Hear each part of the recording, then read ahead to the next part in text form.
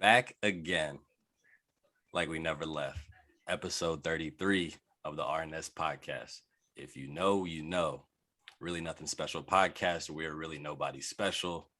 Ricky Rose, how you feeling? Y'all will put respect on Larry the Legend's name. Larry Bird. Episode 33. Yes, sir. Mel, how you feeling? Feeling good, feeling great. You know, Rick said it with his chest, you know? DJ, what's going on?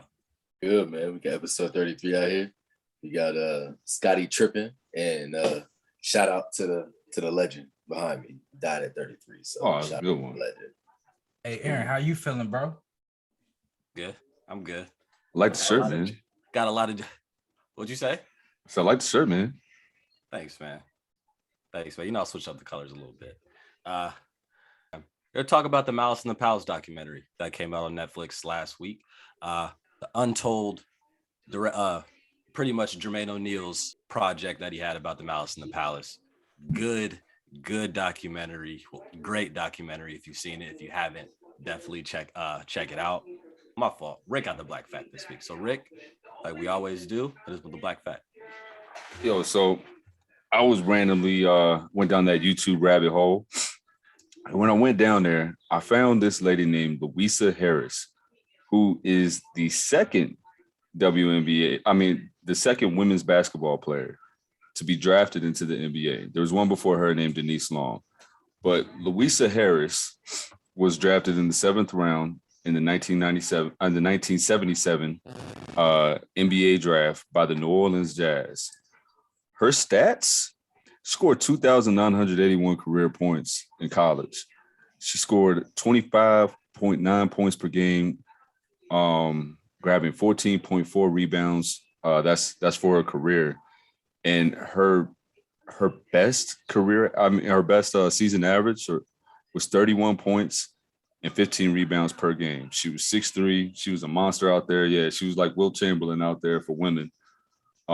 Seen a few of her highlights. She was a AIAW national champion, because that was before the NCAA was involved for women's sports. And another lesser known fact for her is that she was the first woman to score a basket in the Women's Olympics for basketball. So well accomplished. She's in the Hall of Fame. She's in the Naismith Hall of Fame. And that's the black fact. That's Louisa Harris. Louisa Harris. Shout out to you, Louisa Harris. Is she still living, or is she deceased? Still living. She was able to tell her story recently. I think it was it's either earlier this year or last year. I want to say it was New York Times. Don't quote me though. I would have to look again. But yeah, they did like a 20 minute like interview process with the man, and she was a very sweet lady, and she was able to tell the story. Man, did you say the first Olympic points for women's basketball, or like for USA basketball? For women's basketball. That's definitely a cool stat to have. That's a cool thing to have on your resume. Yeah. Right. Can't nobody take that. Can't nobody. It's almost like the first nobody ever do that again. Women's points, because there wasn't a WNBA back then. So Right. So since it's like the first professional women's United States points, which is pretty cool. No, that's true. And she actually would have Cheryl Miller like looked up to her. So tells you a lot about Louisa. Yeah, if Cheryl Miller's looking up to you, then Honestly. Yeah. Definitely. Facts. Shout out Louisa Harris. Thanks for your contributions to the game. Shout out to you for everything that you've done. Now, let's get to this doc. Just before we really dissect everything, DJ, what was your initial thoughts like of everything, just overall about the documentary? Really much for a majority of it, kind of just solidified my thoughts of the Malice and the Palace. Really, I was always on the player side, like. Because for one, like what was never stated then was the lack of protection that the players were provided. That like, and when you go to, if you look at the documentary, lack thereof is a nice word, because there was just simply no protection for the players. And just, you know, I've been a victim of people talking and doing crazy stuff, you know, to you while you're playing the game. And it's and you really want to go in the stands, but like nobody threw a beer on me. So like it's kind of like you can't throw a beer on somebody in any walk of life. That is harassment, that is assault. You can't just throw a beer on somebody at a bar and you're gonna get an assault charge. So I don't understand, like, just because you're a black athlete doesn't mean it's not an assault charge. Like, it's still the same. Yeah, like it doesn't matter what the venue is. And we talked about this a little bit before, like the whole week when that happened to Russ in DC and Kyrie with the whole step on the logo and he got the water bottle. Like, there's nobody in the world that would do this to a professional athlete, right? Like if they were right in front of him. Nobody in their right mind is going to throw a beer at Ron Artest. That's what I was going to say. Let alone not Metal World Peace, Ron fucking Artest. Like nobody's nobody's gonna do that. Nobody's doing it. Right. So that's what it's talking about. And then Rick, you asked before about things that we didn't know about the documentary before. One thing I didn't know at that game, there was 3 total security. Total security officers at the game. There was three people in security at that game. And they skedaddled when So everything happened. So like you can imagine how that moment really, we all know how it changed the trajectory of the NBA, but you can imagine how quickly they knew how to get more security into NBA game, not alone NBA games, but just sports venues in general for sporting events. So yeah. Also, what I didn't realize is like, so after that happened, when Jermaine O'Neal would make All-Star teams, they would never show him they would never show his picture at All-Star weekend. He was a starter, and they would never show his picture. They would show literally all the players. Wouldn't show Jermaine O'Neal. Like, just to let you know what kind of shit they're on. Right. At the same time, like I will never respect how the NBA handled it, but they was just trying to make sure their image wasn't, you know, like bashed or anything like that. So, you know, they're going to try to protect their brand no matter what, even if it's at the liability of the players. It wasn't correct, but in no way, shape, or form. But I wouldn't be surprised with NBA or any other kind of league that do something like that, kind of blackball players like that. I mean, David Stern is the best commissioner, in my opinion, in sports by far. I'm not saying he's perfect, because this situation, I don't think he handled perfectly, but it doesn't change to me the fact that he's still the best, but I don't think he handled the situation completely correct. Yeah, for me, I think because I remember coming home and like watching the last parts of the game, and when it popped off, and I was like, oh my God, like what is it? You remember seeing it live too? Yeah, I remember that. Like I had to be like 12 years old, so like, you know, I remember him and Ben Wallace getting into it. That's a part that everyone forgets. Him and Ben Wallace had already got into it, and he just cooled down. Mm-hmm. And then you just see the cup flying out of nowhere, and it was like, oh yeah, this is about to end badly. And so for me, another thing also, that Jermaine O'Neal talked about in the interview as well was that no one realized that Ron Artest like had a shrink and stuff like that. You know what I mean? Like mental health wasn't really talked about or a thing in the early 2000s. It wasn't really taken seriously, especially for men. You know what I mean? Like, so, you know, Ron Artest, I mean, yeah, granted, he's not perfect by any means, but he was going through a lot. And I mean, something I tell my son, someone was told to me, you never know what someone's going through. You could just do just enough to just push him over. And I think that's what happened in this situation, man. Same with J.O., man. Like he wasn't doing anything. He was walking, trying to leave, and guy ran up on him. You know what I mean? And with 3 security guards, wasn't many options left for him. Right. So yeah. And just to go off of our test there,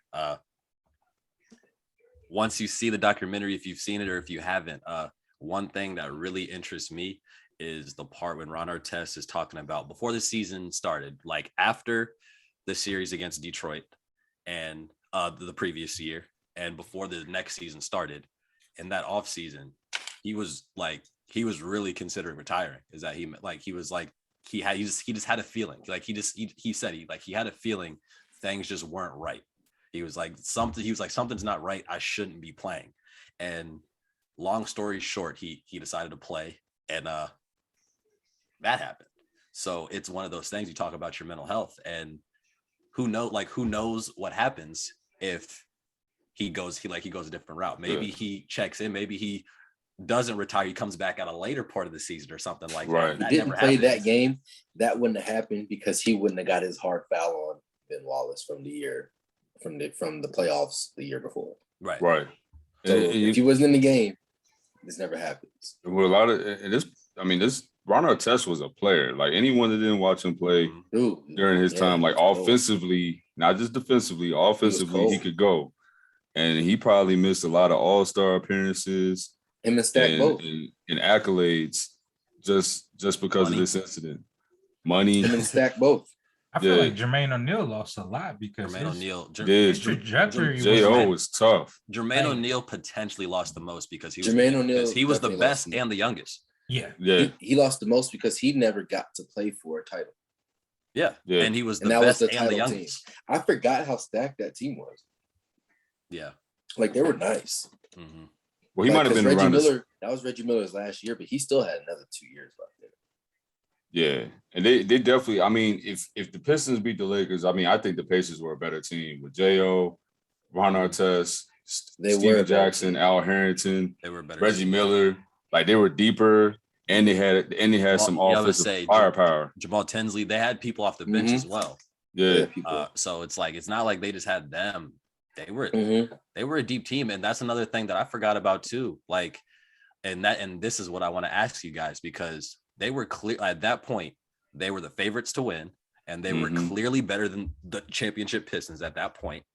So I just want to ask you guys, like, what do you guys think happens if the Malice never happens? Do you guys think the Pacers win the championship this year, or do you think they go? Do you think they definitely I think they go to the chip, and then they play the Spurs. No, it was the Lakers. No, it would have been the Spurs because of was the next year? The next year. Okay, that's right. Yeah, so the Spurs. Yeah, they could have went, man. Because Toss up. Yeah, J.O. Duncan got to guard J.O. You know what I mean? Like, right. It's both. You're not gonna. It's not like you're gonna stop him. Right. It's both ways on that. And then you got Artest, Steven Jackson. Coming in mad because he was on that team. Al Harrington, Jamal Tinsley, like the names go on. Like I just think they would have been deeper. Like, Manu would have been the sixth man for them, but I just think they had more coming off the bench than the Spurs did at that time. Yeah. Did the Spurs have Mike Finley back then? I think he was still in the Mavericks. But I remember, or I don't remember. I feel like he was in Dallas at that point. Yeah, he was still in the Dallas Mavericks. So better question. My question was how ugly was that score in the Eastern Conference Finals the year before? Oh my God, it was like he didn't even hear that. He didn't hear that. He didn't hear that. He didn't hear that. What'd you say, DJ? I said, how ugly was that score the year before in the conference finals? The one so the reason why they got so mad was like it was 70 to 60 something. Yeah. Oh my God, that's early 2000s basketball, early 2000s Eastern Conference basketball right there. That's halftime these days. But that was two defensive minded teams at the same time. Yeah, look, give me today's ball over that shit any day. The Pistons knew what to do, man. The Pistons just followed what the Pistons in the 80s did, and they had their players were stronger. Like Ben Wallace, you know what I mean? Like I think people really forget how strong Ben Wallace was. They said he benched like 400 something pounds. And he's a basketball player. Like the explosion and athleticism he has to bench 400 pounds, like bro, like that's NFL strength.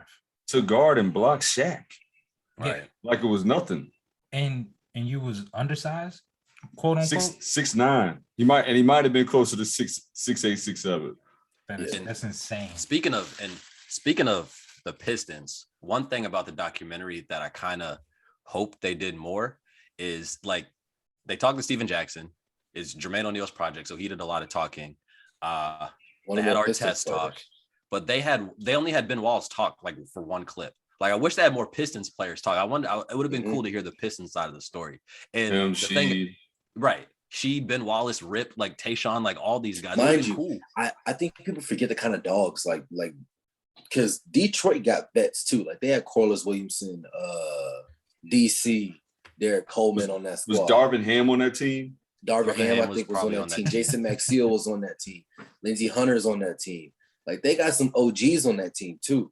So like I kind of wondered, what was their side of the story too. Like to Aaron's point. Yeah. And it was funny because Jermaine O'Neal, when he was describing the situation after the first thing the first little altercation with Artest and Ben before things that intermission before the beer hit Artest, that little pause when they were trying to calm down is one thing that he said. He was like, a lot of fans don't realize this. A lot of NBA players are cool. So it's like, yeah, we're mad at each other at the moment, but like, it's not like we don't hate this guy. You know what I'm saying? We still respect these guys. So it's like, obviously they still have respect in these two teams. All of these guys, no matter what happens, they're always going to be connected by this. So it would like, I feel like no matter what the feelings are, I feel like they would agree to do this. Yeah. Just because of that. And so it's like, it would have been really cool to hear their side of the story too. Yeah. Well, my thing is the coach.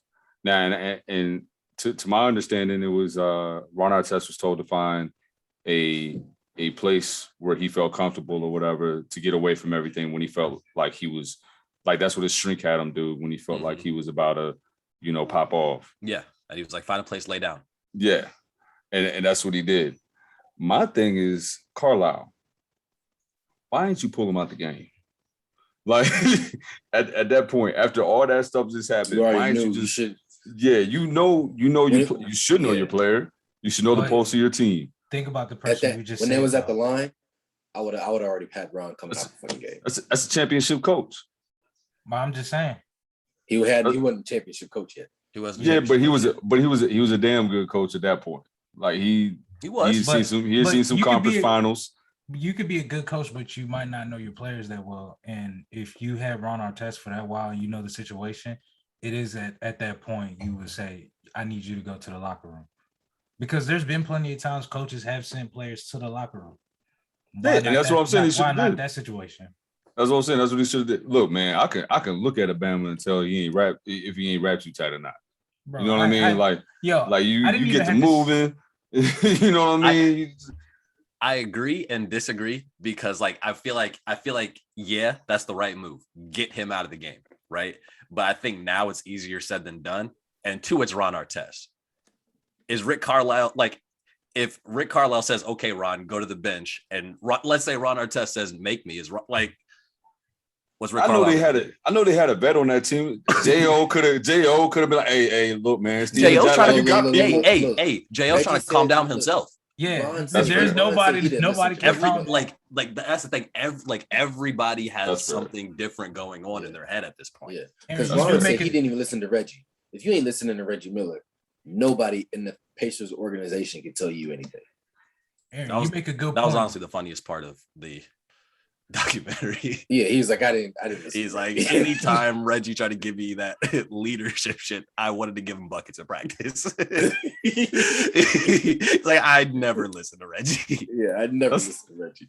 That's crazy. Like, if Reggie can't, if Reggie Miller can't, if Mr. Pacer himself can't tell you anything, nobody in the building can tell you shit. Hey, Dale Davis could have did something. I mean, he's 7 feet. Yeah.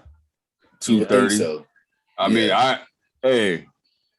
Dale Davis roll up on me, man. I'd be like, all right, I'm gonna chill. Yeah. Right. You also ain't Ron Artest. I'm just saying, you can't fight crazy, but I think Dale Davis and maybe another guy could have been like, all right, man, let's get you on out. Rick, it don't sound like you believe that statement you're saying right now. You got a lot of doubt in your voice. Thank you. You trying to harmonize on this joint. I'm just trying to sound like DJ and Aaron before the show started. Hey, you sound like the Isley brothers right now. You trying to harmonize. Girl, you know why. Girl, you know I. So Aaron, save us. before we move on, any last commentary about the documentary, about the Malice in general, about the trajectory of what happened? At like any last words before we move on? I was gonna just say you brought up a good point, Aaron, that like everybody was very mad at that situation. And I'm thinking, all right, how was the coaches feeling? If the coach was pissed off at the same time, like really there is no level heads in that stadium right now. Man, like fair. I don't know. Like I'm sure Rick Carlisle probably thinks now, like, man, I probably could have got Ron Artest. And maybe he's thinking they probably shouldn't have been in the game in the first place. That's probably what he's thinking. They should have been in the game. That's probably because they were up by how much? They were a lot. They were up by like 15, 20. The game was over. The game was over. The game was over. With 2 minutes left. After seeing the interview, I want the guy who threw the beer to get drop kicked. Yeah. I thoroughly want to see that. Like drop kick to the throat, all that shit. Just lay him down. The drop kick to the throat. I want to see that.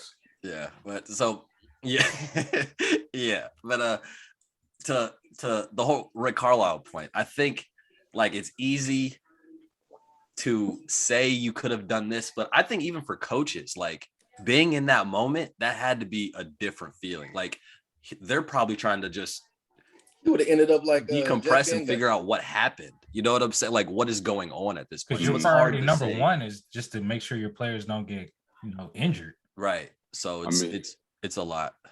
I mean, a couple things for me. One, I rocked with Ron Artest so hard. I really liked Ron Artest like during this time. Like he was one of my favorite players. So it really like I was heartbroken when he got that suspension. Makes a lot of sense. That makes a lot of sense that he was your favorite player. He was one of my favorite players. My favorite. You know what my favorite player was. Yeah, but I love Ron Artest's game, man. Like I love Ron Artest's game. Secondly, this also ushered in the dress code policy. Yeah, this was after the Malice in the Palace. This is the turning point. A lot of rules actually got kicked in at that point. Yeah, no more being able to leave the bench. That was a big one, and I think that screwed over the Phoenix Suns, right? Yes, against the Spurs in the playoffs. Yeah, and it might have been that same year or the next year. It was later. It was like two. It was later. 2, 3 years. Was it 07? Yeah, it was a few years later. But they actually changed. They changed up the defense too. They changed up how defense was played. They changed a lot of rules after the Malice in the Palace. Yeah. Obviously the security. And yeah, for you saying like Rick Artest was your favorite player. One thing that I forgot. Oh yeah, one of them. One thing I forgot is like he might have been the most popular player in the league at that point. And that's one thing. And that's one thing I forgot about.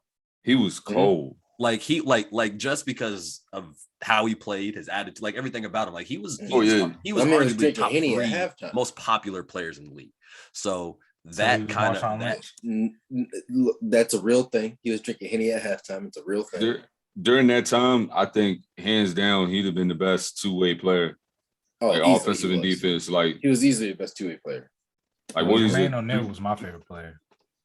J.O. was one of my favorite players too. Kobe, of course, topped everybody, but like after that, it was like KG, Ron Artest, bunch of crazy niggas, really. Yeah, fits you well. Fits you very well. Yeah. If you haven't seen it, make sure you guys check that out. Great documentary. One of the better ones I've seen in a while. Everybody, if you're into sports, you know the Malice in the Palace. So good doc. Shout out Jermaine O'Neal for getting that done. Shout out everybody that was a part of it for being a part of it. And shout out for the story. And hopefully Untold gets some more really good stories like that. So we're gonna do a different version of Hell Yeah, Hell Nah. It's gonna be Hall of Famer Hell Yeah, Hell Nah. So DJ is just gonna give us a few names of different athletes in different leagues. And real simple. We're just gonna say if we think this person's is a Hall of Famer or should be a Hall of Famer, or if they're not. So DJ, you ready? All right. Yeah, Jamel, I'm gonna start with you. Let's go. Devin Hester. Hell yeah. Reggie Wayne. Hell yeah. Donovan McNabb, Hell nah. Julian Edelman, Hell nah. Patrick Willis. Hell yeah. All right, Aaron. Yo, Pete all right, Rose. but hold on. I will say the only reason I say hell no for Julia Edelman is because Hines Ward isn't in. So yeah. I was gonna ask Hines Ward for somebody else, but okay. Aaron. Pete Rose. Hell yeah. Okay. Barry Bonds. Hell yeah. Okay. I'm surprised at that, actually. I mean, he did it though, right? Yeah, I mean, he's That's a Hall how of I feel. Famer. I feel He's a like- Hall of Famer. I feel He's like a Hall of Famer. I feel like Who didn't? everybody like He's a Hall Barry of Famer. Bonds should be in their own designated area in the Hall of Fame because of Hall of Famers. Robert Ory. Hell nah. Okay. Derek Fisher. Hell nah. Torrey Holt. Hell yeah. She. Rasheed Wallace. Yeah. It's a good one. I gotta see stats. But I'll I say didn't hell get yeah. any stats. I'll say hell I yeah. didn't get any stats. I'll say hell yeah. I'll say hell yeah, but I gotta see stats to really. He was a 2010 guy. Yeah. All right. So we'll go The two more for you. Trailblazers. Chauncey Billups. Oh, it's for me? Not Aaron. Last one. Oh.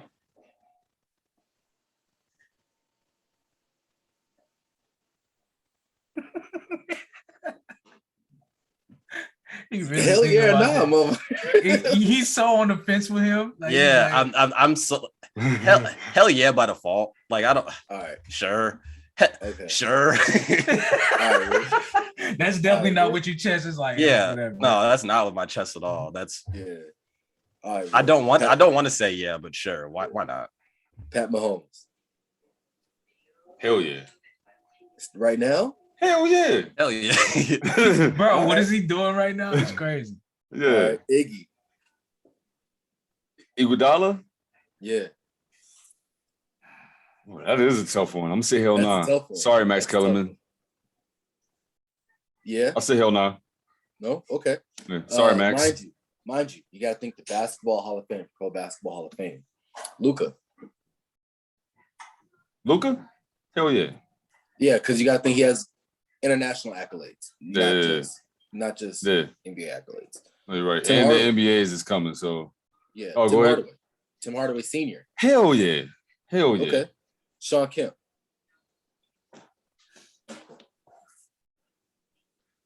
Hell nah. Okay. Them ISO highlights of Joe. Hall of Fame. Who? ISO Joe. Joe Johnson. Let me say hell nah. Okay. Mr. Six Man. Jamal Crawford. The only player to score 50 points for 3 different teams off the bench. No. There's like is there like a 6-man category for them? I'm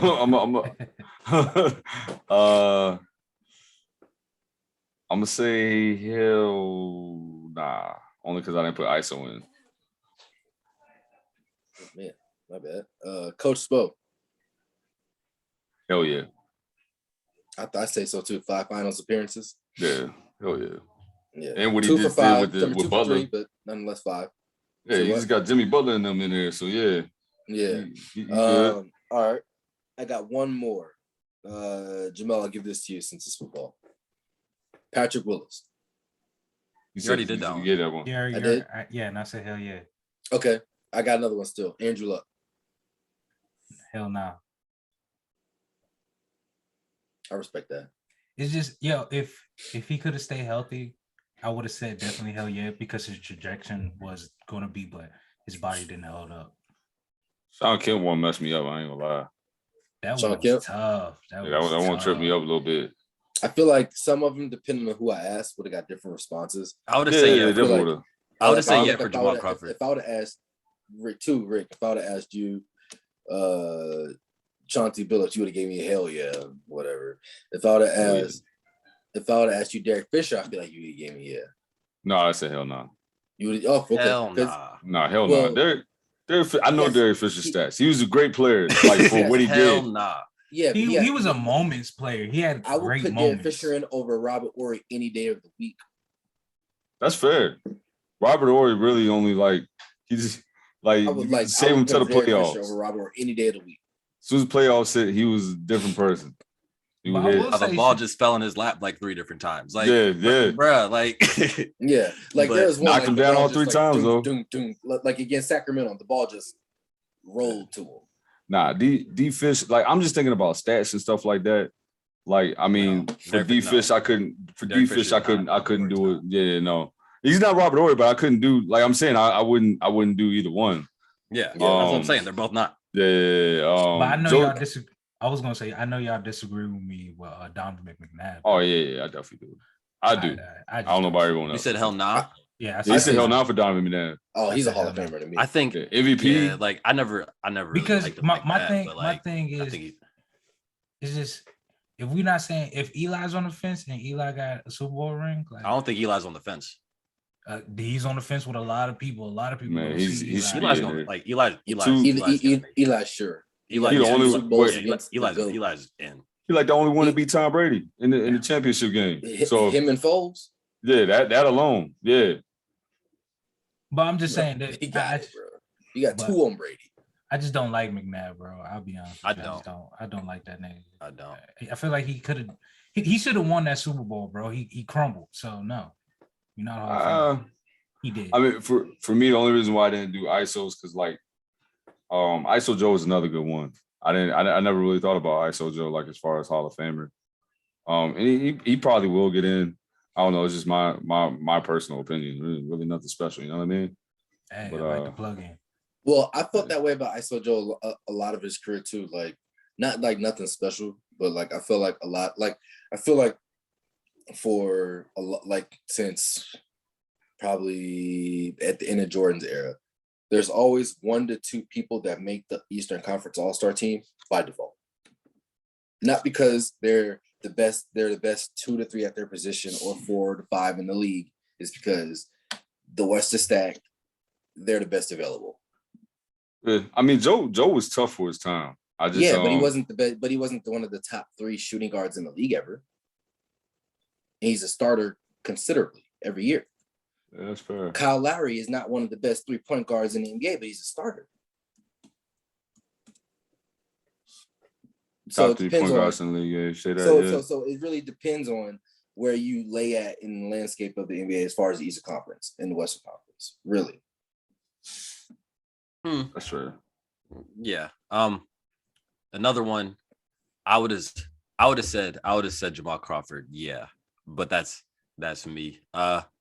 But and the only reason why I say that is because the same reason why I say Devin Hester should be is they both done things people have never done in the league before. Like That's fair. that's why I say nobody's done it, and other than like Lou Will for Jamal Crawford, but like nobody's done what Hester's done. Nobody's done what Jamal's done. So that's the only reason why I do it. But I was just gonna say for Hester, Super Bowl.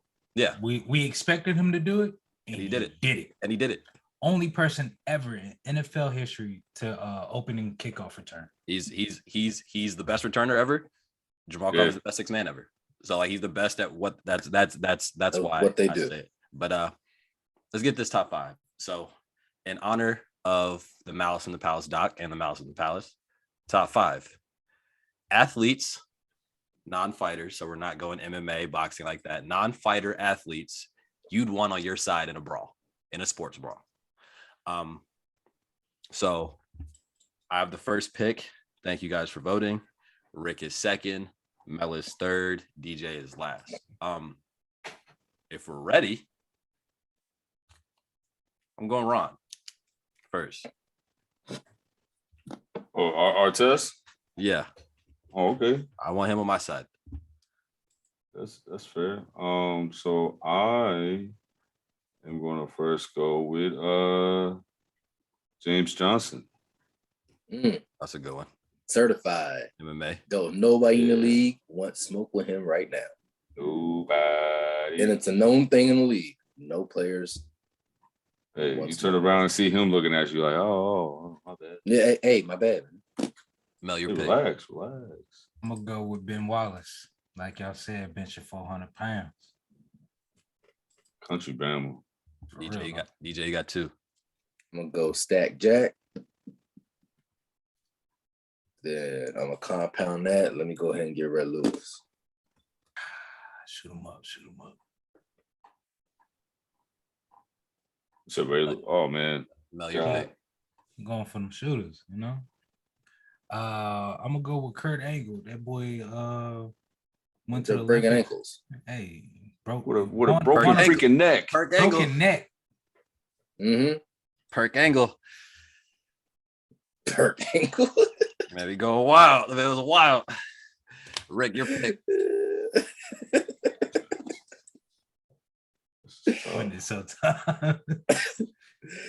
Oh man. Oh, that was what I was gonna pick. Herschel Walker. True. Okay. Another MMA guy. Crazy guy. I think he has like dissociative identity disorder?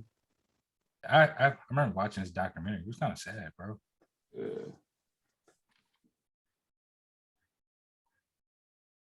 I'm gonna go Alden Smith. He just seemed like a crazy dude. Like Because he was. because he is.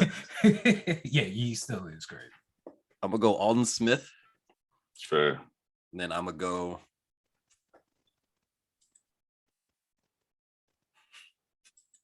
I'm not gonna pick him. I want to know who that was. Fuck it. I'll go Chris Childs. Oh my God, I was actually thinking about him, yo. I was wondering. I didn't think anybody was gonna get Chris. Yeah, I was actually thinking about picking up Chris Childs. Oh, Ricky, yeah, man.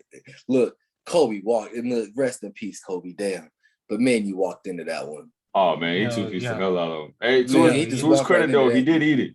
He did eat it though. He did, he ate the chicken. Yeah, he ate 2-piece with a biscuit, but he walked into that 2-piece with a biscuit though. He did. He definitely did. He did. Like R.I.P. Cole. R.I.P. Cole. R.I.P. Cole. He walked into Bojangles and said, "Let me get a 2-piece biscuit," and ate that motherfucker. OJ. Yeah. No, I'm joking.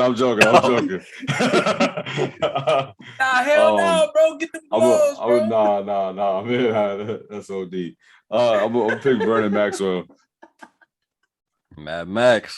This man said OJ, bro. I wish you would have stayed with that. You should have stayed with OJ. Yeah, you would have killed it. You would have killed it with that one. I thought that pick was just held for you.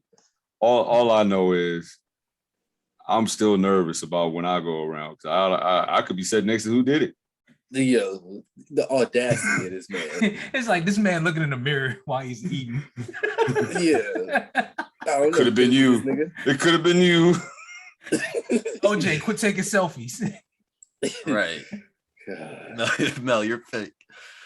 Since Rick didn't want to get him. No, I'm joking. I'm not gonna do it. I'm gonna go with Jackie Robinson. Okay. He had to fight it. Fuck racism.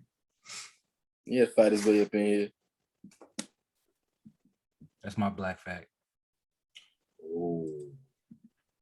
Right, let me get Shaq and KG. Okay. Shaq? This nigga still who's fucking with Shaq for real though? Man, Charles Barkley. He's right. Hey, during their playing time. Yeah, that's the only person that would go up against him. Not saying he gave him. I'm just saying. I saw Shaq try to punch. That he needs some technique work there. Yeah, he could use some technique, but if he puts out his arms, that's a shield, nigga. So I'll take Shaq with me. He said, I'm you just want a shield? What is he, Captain America? Yeah, as big as he is. God, no, he's Captain America's shield. That's it, bro. He's something. Look, bro, as big as he is. Let me get Shaq. Oh my gosh, bro. He's just gonna use this man as body armor. But all right, I'm going with Steve Smith, wide receiver. Ooh, good pick. That's a good pick. That's a really good pick. He was scrapping with everybody. That's a really good pick. Rick. So no one's gonna know this. Kermit Allen Washington. Kermit Washington, yeah. He is the man who broke Rudy Tomjanovich's face in a basketball game. Yeah, Kermit Washington. NBA. You said Criminal Washington. Kermit horrible. Washington. Oh, I thought you said criminal. I was like, I was God. like, bro, Played you are horrible. Yeah, I played at Liberty. His jersey's hanging in the rafters. I'm gonna go Spreewell. Okay. That's a really good one. And then Yeah, that's PJ.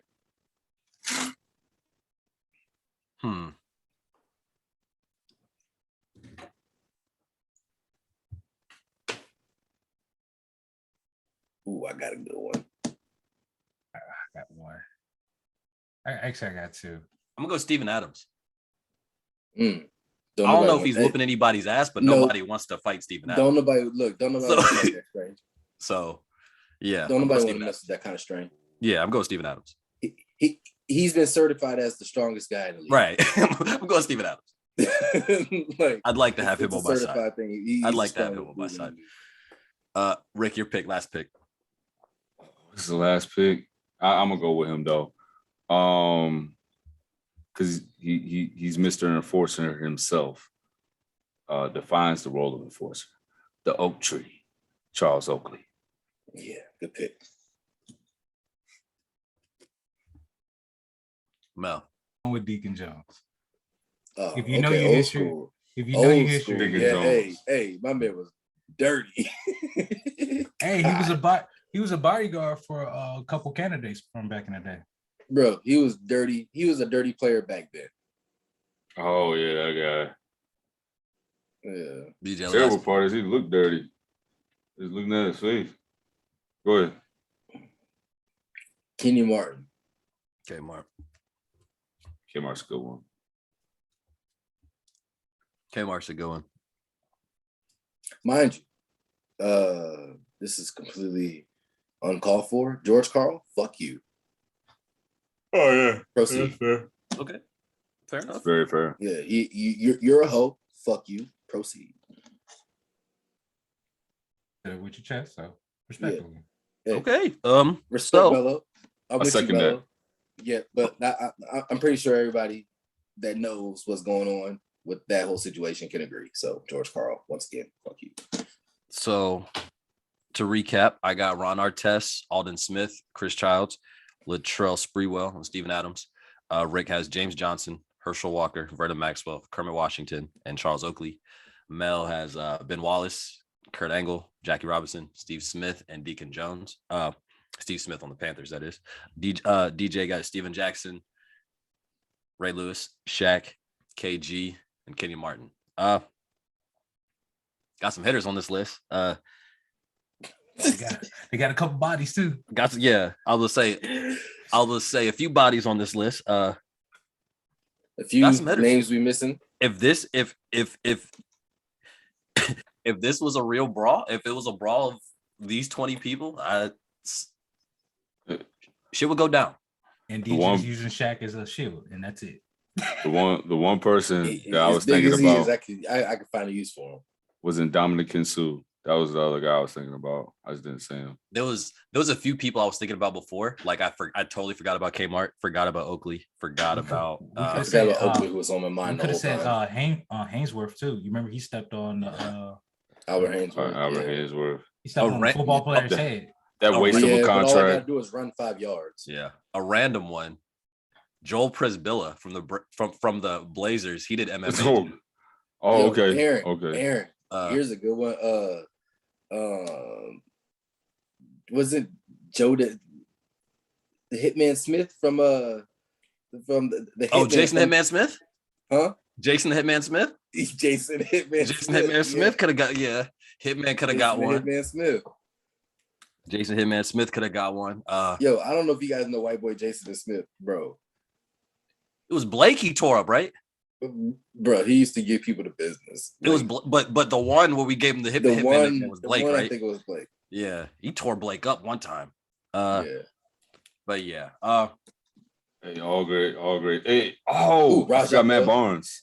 I would say Matt Barnes, Rashad got Bell. Matt Barnes, Yeah. Rajah Bell. Yeah, man. He's coming through with a clothesline. A lot of Matt- people, yeah. Matt Barnes drove how many miles to kick Derek Fisher's ass? I don't know how many miles you drive, Jamel. Shut up, TJ.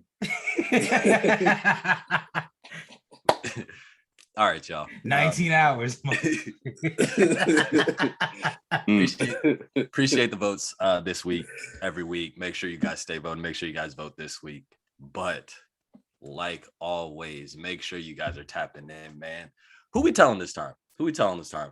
Tell your great no. Tell your best friend's cousin. You've been friends with your best friend for a while that you know their family at this point. Tell their cousin. Go around your neighborhood, right? Go around your neighborhood. Go to a door you've never been at, like around your neighborhood. Just knock on the door. Hey, you should check out the Really Nothing Special podcast. Walk out.